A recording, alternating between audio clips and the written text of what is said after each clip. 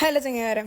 പിന്നെ വൈകുന്നേരം ഇപ്പോൾ എവിടേക്കെങ്കിലൊക്കെ ഒന്ന് പോകാന്നുള്ള മെല്ലെത്തി. പിന്നെ വേഗം പോയിട്ട് ഡ്രസ്സും മാറ്റി മുടിയും പറന്നുകൊണ്ട് നേരെ വിട്ട്. വൈകുന്നേരം ആയതുകൊണ്ട് പോകാൻ പറ്റിയ ഏറ്റവും ഒരു അടിപൊളി സ്ഥലം ബീച്ചാണ് എന്നുള്ളൊരു വിശ്വാസാർത്ഥം നേരെ ബീച്ചിൽ തന്നെ ഉണ്ട് വിട്ട്.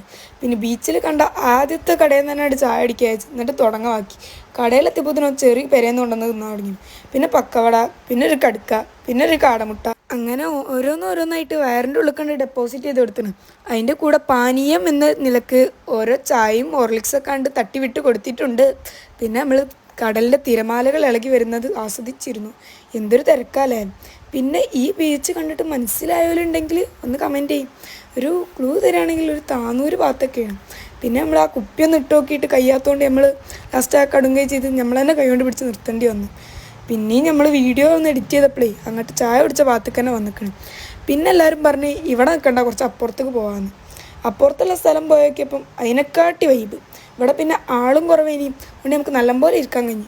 ഉമ്മ പെരേ നിർത്താൻ ചെറിയൊന്ന് വെറുതെ അവിടെ ഇരുന്ന് കണ്ട് തിന്ന്. പിന്നെ അനിയന്മാർ വെള്ളത്തിൽ നിന്ന് കയറിയിട്ടേ ഇല്ലേ ഇനി പോണത് വരെ. പിന്നെ നമ്മളൊരു ഐസ്ക്രീമും കഴിച്ചു കണ്ട് നേരെ പെരേക്ക് കണ്ട് വിട്ട്. പെരേക്ക് രാത്രി പോകുമ്പോൾ രാത്രിയാണെങ്കിൽ അതിനെക്കാട്ടി വൈബും. ഏതല്ലേ ആ ലൈറ്റൊക്കെ ഇട്ടുങ്ങാണ്ട് രാത്രിയായിട്ട് അവിടെ തിരക്കിന് വലിയ കുറവൊന്നുമില്ല. ഇനി കടകളിലൊക്കെ ലൈറ്റ് ഇട്ടപ്പോൾ സെറ്റ് ചെയ്യണി. പിന്നെ അവിടുന്ന് ഒരു ടാറ്റും കൊടുത്താണ് നമ്മൾ പോയി. അപ്പോൾ ബാക്കി പിന്നെ